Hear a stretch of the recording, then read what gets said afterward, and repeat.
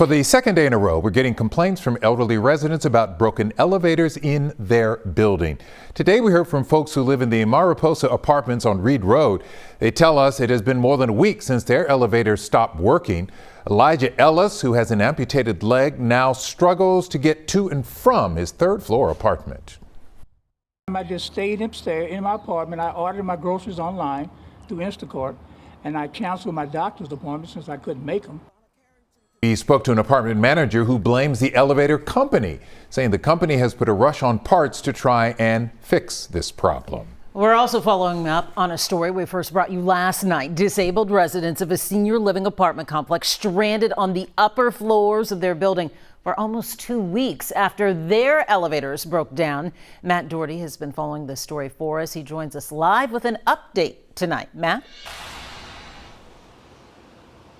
Mia, the situation we saw last night was truly sad. Elderly women who could barely walk forced to go up and down 4 flights of stairs. For Miss Gwendolyn Larkins and many others at the Magnolia Place Apartments, life brought one more struggle. I got to stop and get a breath, or stop and sit down and take a rest. Forced to stay on their apartment floors, missing doctor's appointments, even dialysis treatments, unable to go to the grocery store. I'm just stuck. We asked the apartment manager about the broken elevators, but she told us she's forbidden from speaking with us. They're having to I would appreciate it if you take the camera off of me. Thank you. Can you talk with us? No, sir. Okay. Thank you. She won't talk with us.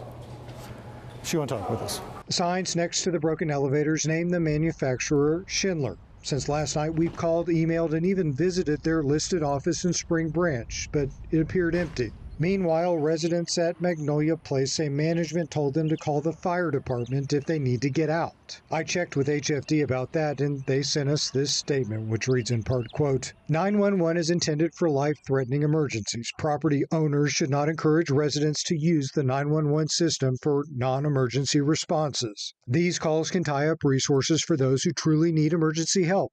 Property owners have the primary responsibility to maintain the elevators, ensuring the safety of residents. But this year, there could be changes made to the Texas Property Code that would require landlords to quickly repair things like broken elevators. Texas Senate Bill 1802, authored by Houston Senator Carol Alvarado, who in a post on X called this situation unacceptable, could move to the Senate floor as early as next week. Landlords who fail to fix broken elevators within a reasonable amount of time would be responsible for their tenants' rent until the repair is made. Tenants would also be able to break their leases if the landlords are liable and be entitled to alternative housing accommodations at the expense of the landlord. The act would go into effect on September 1st if the bill is passed. In West Houston, I'm Matt Doherty, KHOU 11 News.